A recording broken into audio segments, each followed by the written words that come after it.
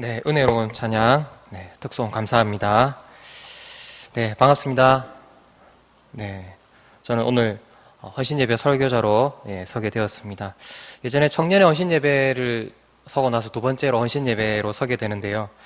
처음에 사실은 한 달 전에 사요전도회에서 헌신예배 설교를 요청을 해주셔서 처음에는 고민을 조금 해보겠다고 했습니다. 그런데 그렇지만 저에게도 계속해서 준비해 주셨으면 좋겠다라는 말씀을 듣고 부족하지만 기도하면서 감사한 마음으로 오늘 헌신예배 설교자로 서게 되었습니다.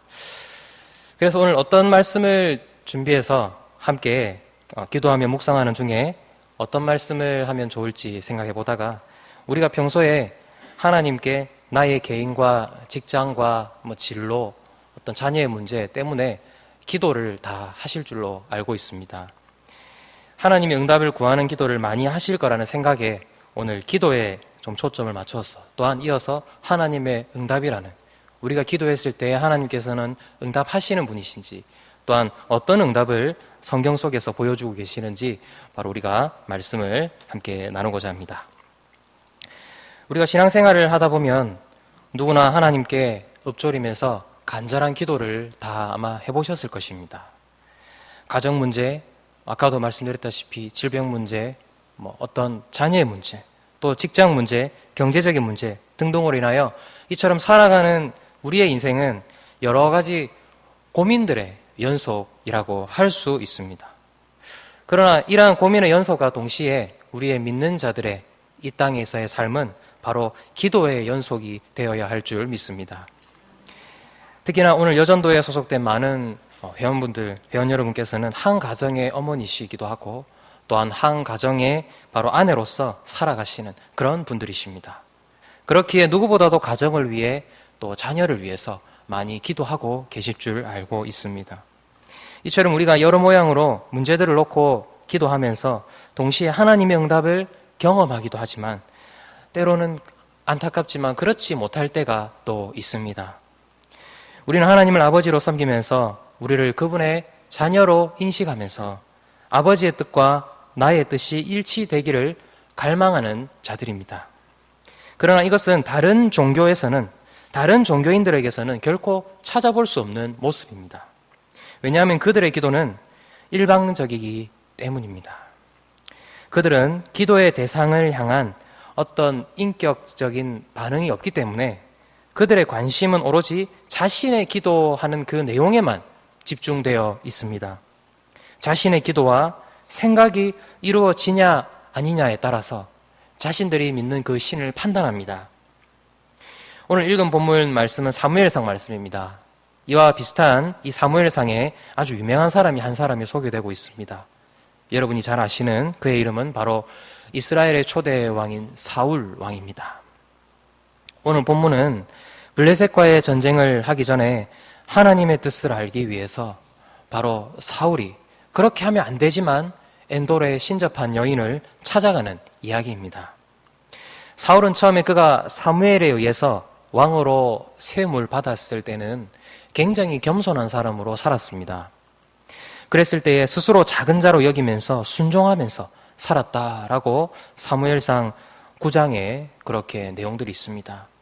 그런데 이스라엘의 최고의 수장이 된 이후로 바로 정반대의 모습을 보여주고 있습니다.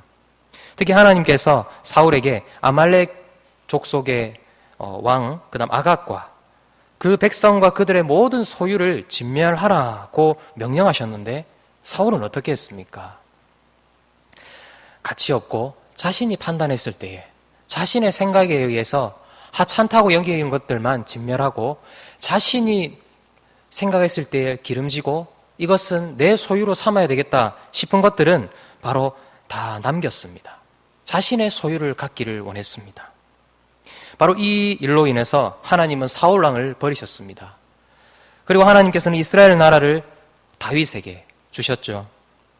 하나님이 사울 왕을 버리신 이후로 그는 결국 패망의 길을 걷게 되었습니다. 하나님이 부리시는 바로 악령이 사울에게 임하면 그가 심히 괴로워하기도 했고 또한 블레셋과의 전쟁에서도 하나님의 능력을 의지하기보다 바로 사울 왕은 어떻게 했습니까? 자신의 열정과 자신의 생각과 자신의 주관으로 그렇게 자신의 생각을 더 의지하게 되었습니다. 오늘 본문 4절과 5절 말씀을 함께 보시면요. 바로 이런 내용들이 사울 왕의 그런 잘못된 행동들이 나타나 있습니다. 4절에는 이번에도 블레셋 사람들이 이스라엘을 치려고 수넴에 진을 쳤다라는 내용이 나오고요. 5절에는 그래서 사울은 그들의 군대를 보고 두려워서 심히 떨게 되었다라는 그런 내용이 4절과 5절에 나오고 있습니다. 바로 심히 다급해진 그는 하나님께 기도드렸습니다. 하나님께 엎드려 기도를 드렸습니다.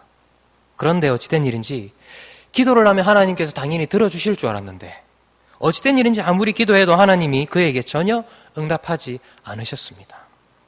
그리고 6절 말씀에 함께 보시면 꿈으로도 우림으로도 선지자로도 그에게 아무런 대답을 하지 아니하심으로 라고 되어 있습니다. 사울이 하나님의 뜻을 알기 위해서 시도한 방법이 3가지로 이렇게 나와 있습니다.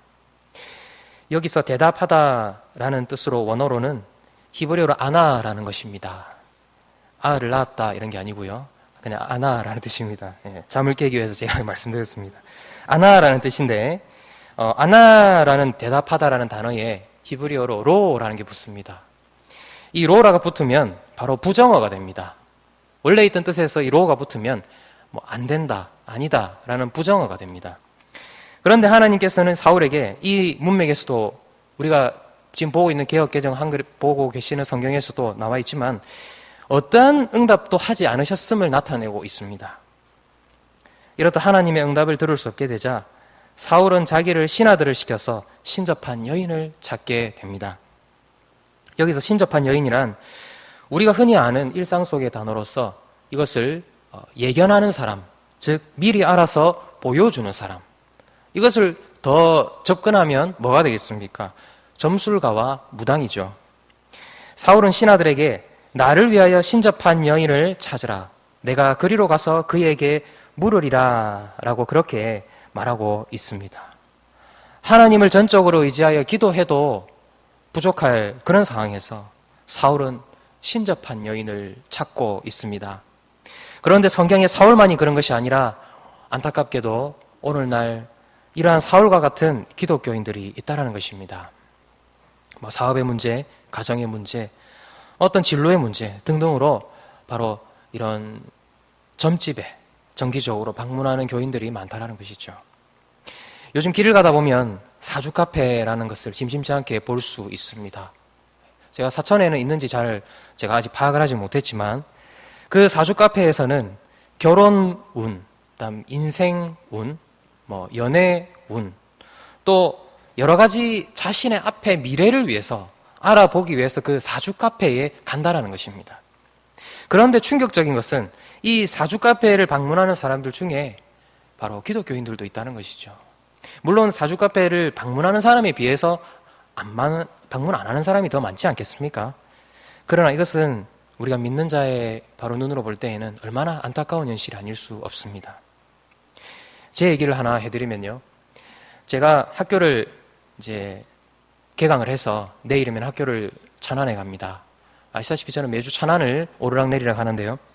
그런데 매주 월요일마다 저는 학교를 갈 때 이제 동기 전도사님하고 같이 카풀을 합니다.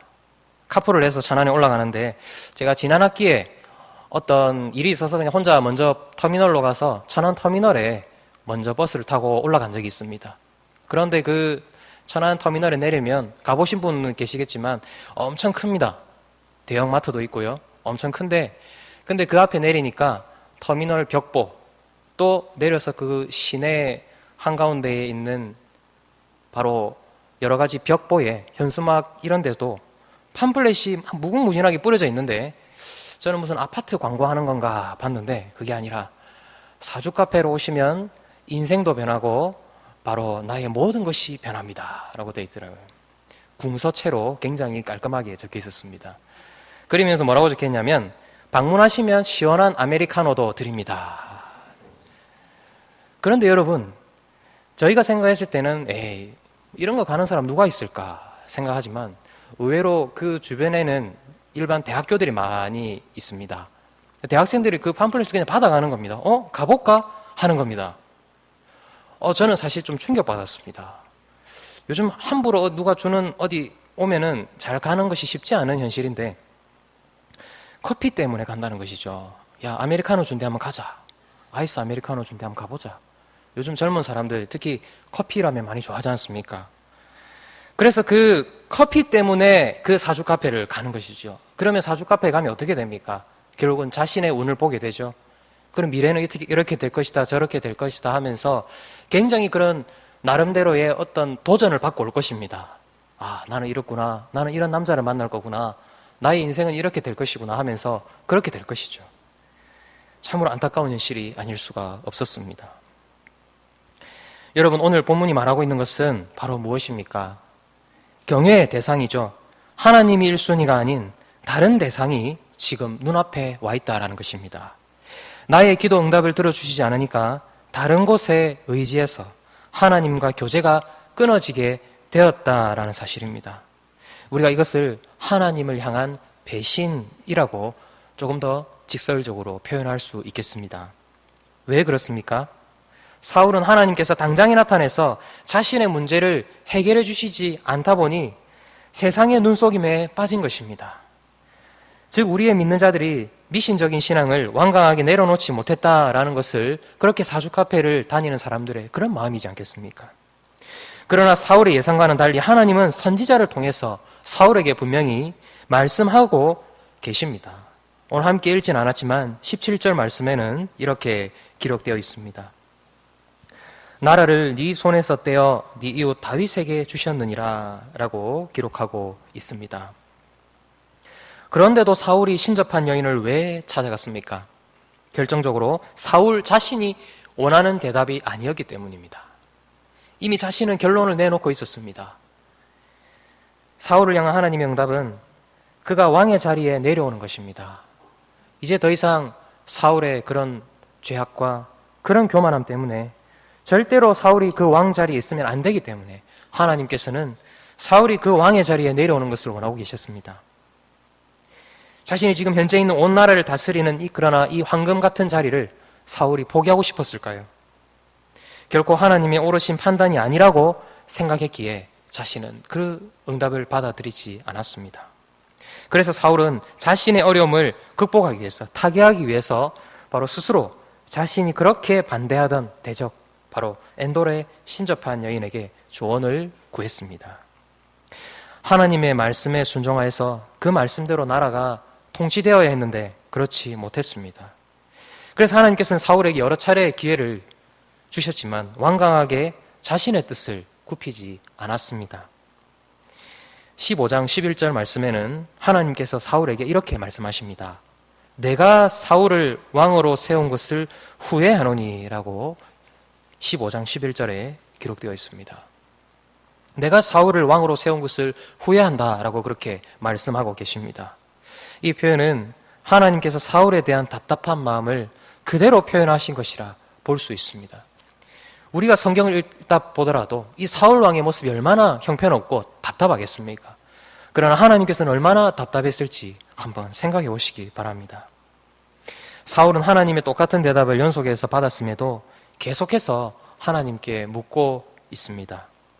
이번에도 아마 자신이 블레셋 군대를 무찌르고 다시 바로 왕으로 자신의 입지를 굳히려는 그런 심리였던 것 같습니다. 하나님이 일관된 이 응답을 거부하자 하나님이 어떻게 응답하셨습니까? 아까 6절 말씀을 살펴본 대로 하나님께서는 더 이상 그에게 반응하지 않으셨습니다. 대답하지 않으셨습니다. 이미 충분한 하나님의 응답이 주어진 상황에서 자신이 원하는 대로 응답받으려고 하기 때문에 하나님이 더 이상 응답하실 이유가 없다라는 것입니다. 하나님께서 더 이상 사울에게 아무런 응답을 하지 않으시는 것은 바로 여러 이유가 있겠지만 그 특징 3가지가 있습니다. 사울은 크나큰 죄악을 저질렀습니다. 첫 번째로.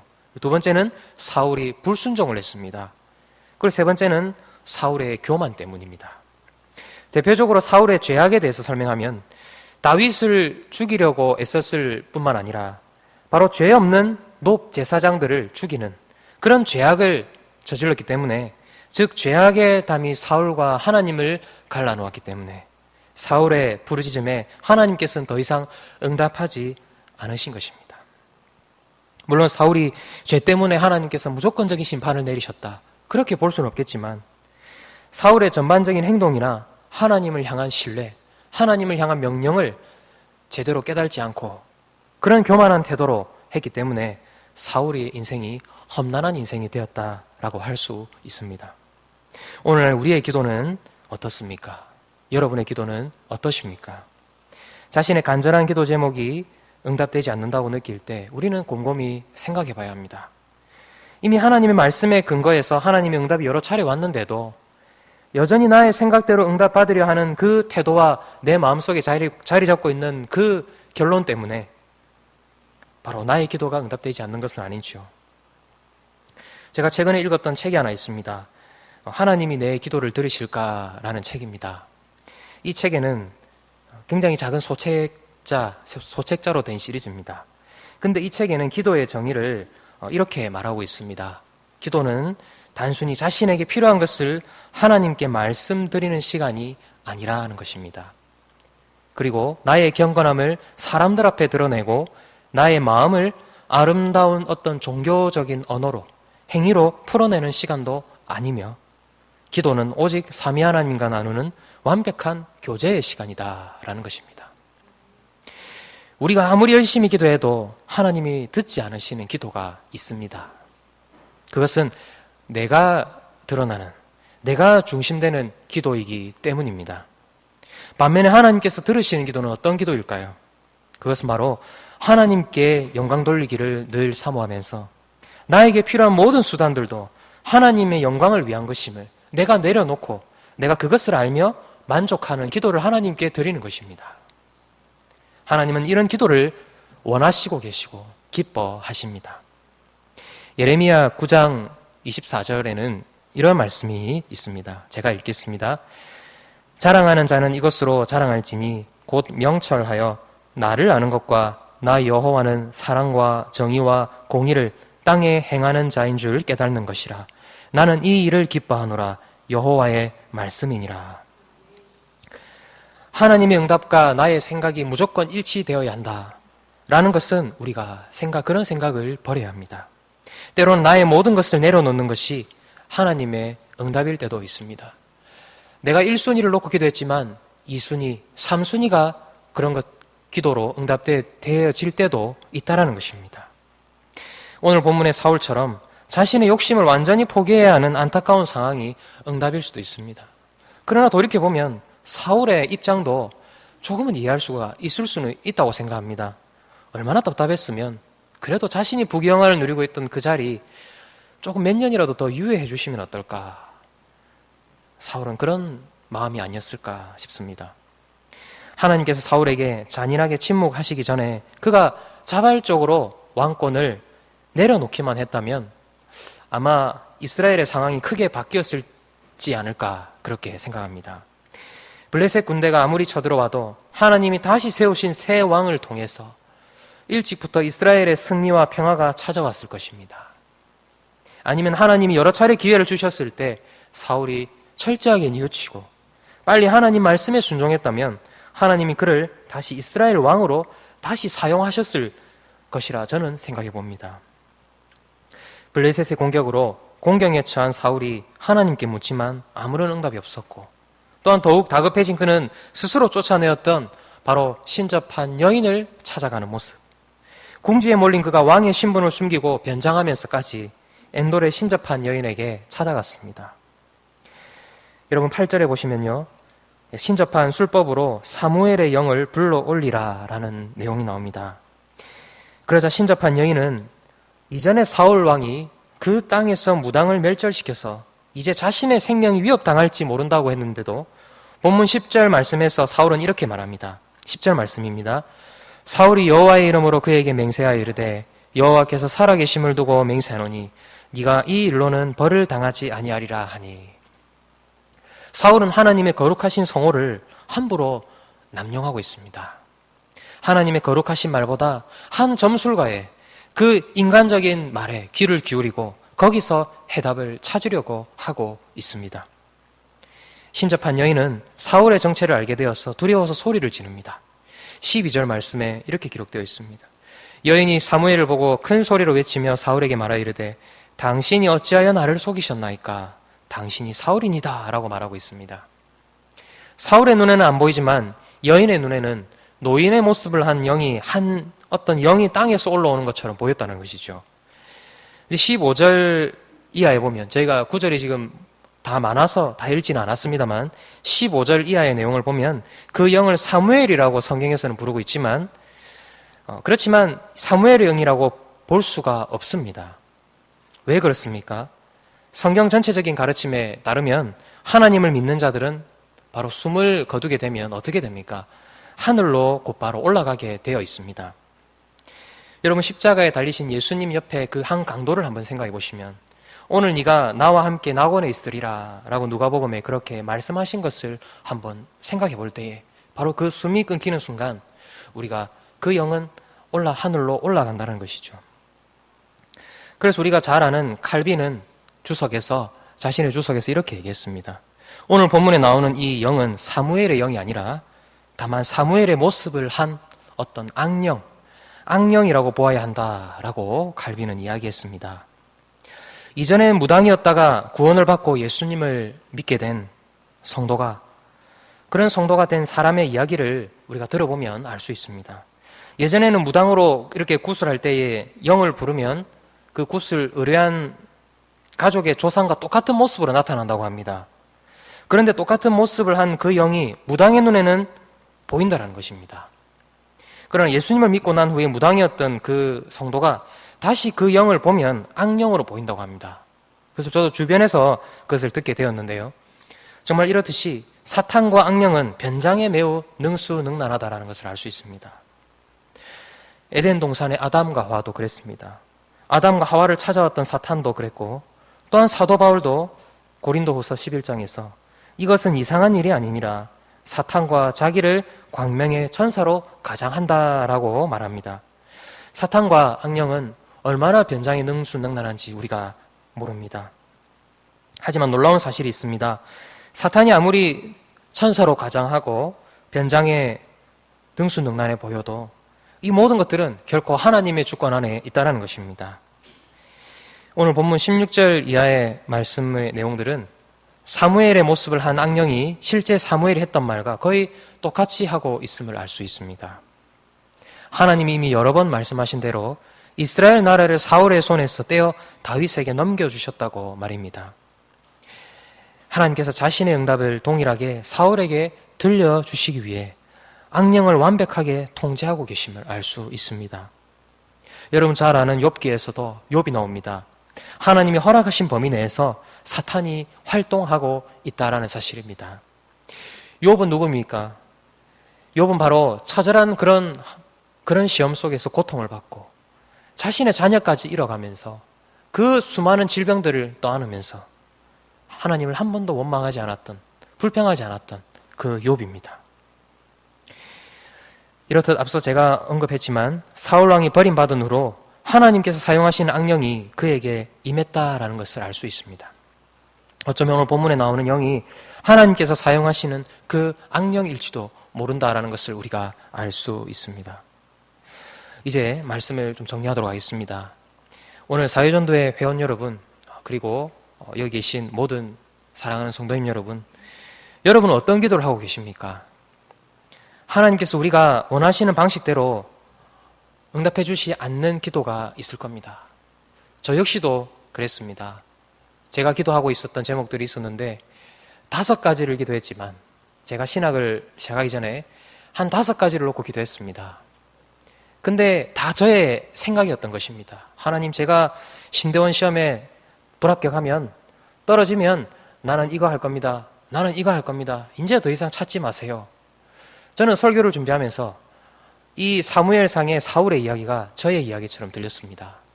그러면서 저도 인간의 힘을 빌려보기 위해서 사람들을 만나면서 어떻게 하면 좋을까요? 내가 이 판단이 맞을까요? 물론 목사님들도 찾아가고 어떤 집사님들도 찾아가고 이야기했지만 결국은 그들은 사람 아닙니까? 하나님을 찾기보다 내가 여러 방편을 이미 결론을 두고 하나님께서 그 응답을 주시고 계시고 말씀을 통해서도 주시고 계실 거를 믿어야 되는데 그렇지 않고 나의 생각과 나의 결론을 이미 정해두고 그렇게 저도 기도를 했던 적이 있습니다. 그러나 여러분, 하나님의 말씀이 아닌 것에 눈을 돌리다 보면 처음에는 그것을 체감하지는 못하지만 점점 더 하나님과 멀어져서 나중에는 하나님의 살아계심조차 의심하게 되는 믿음의 자녀로서의 하나님을 신뢰하는 마음을 잃어버리지 마시길 부탁드립니다. 여러분의 인생을 향한 하나님의 계획과 응답이 무엇인지 제대로 우리가 분별하였으면 좋겠습니다.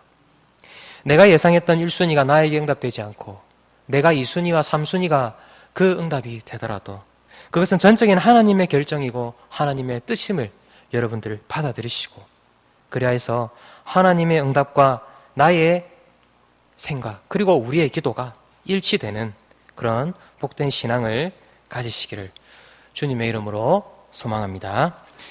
이 시간 말씀을 생각하시면서 한 가지만 놓고 잠시 기도했으면 좋겠습니다.